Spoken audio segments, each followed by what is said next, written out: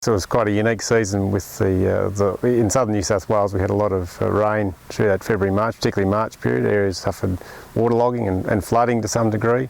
So as a result of that there was a lot of nitrogen loss from the system through a process called denitrification. So the profile becomes anaerobic, full of water, and the nitrogen actually is lost to the atmosphere. So in that process we were sort of 80 to 100 kilos of N out of our system to what on average we would normally have available to the crops. So people had to amend their nitrogen budgets for two reasons. We had a full profile of moisture from which to set the crop yield, and secondly we had no nitrogen.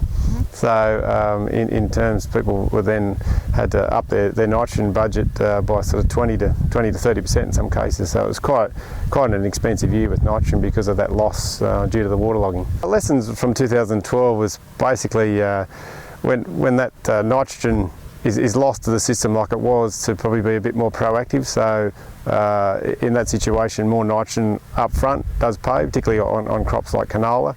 So where we can get the plant set up earlier in the season rather than sort of in the past we tended to wait and come back and apply. So in typical seasons I'd still recommend people do that. We're more 2013 is shaping up a little bit more average, so we've got marginal subsoil moisture, so we'll basically be a bit more tactical about the nitrogen.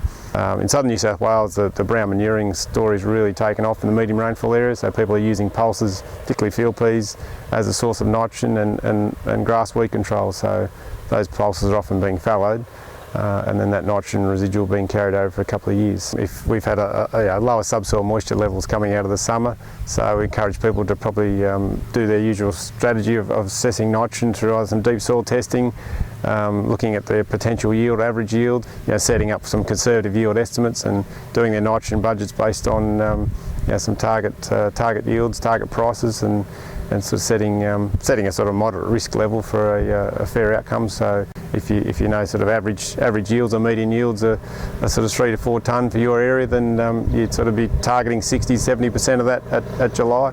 We need to be conscious of 2013. We sort of have that lower subsoil moisture levels, so yield potential, particularly on crops like canola, is potentially going to be a little bit less because we don't have the buffer in medium and low rainfall areas. So that has a big influence over your nitrogen requirements because yield potential is obviously ultimately less and the risk is a little bit higher in those areas without that buffer of moisture in the system. So we'll be totally reliant on sort of in-crop rainfall this year. So the yield potential and hence the nitrogen requirements probably won't be there if the sort of profile doesn't fill up in the winter.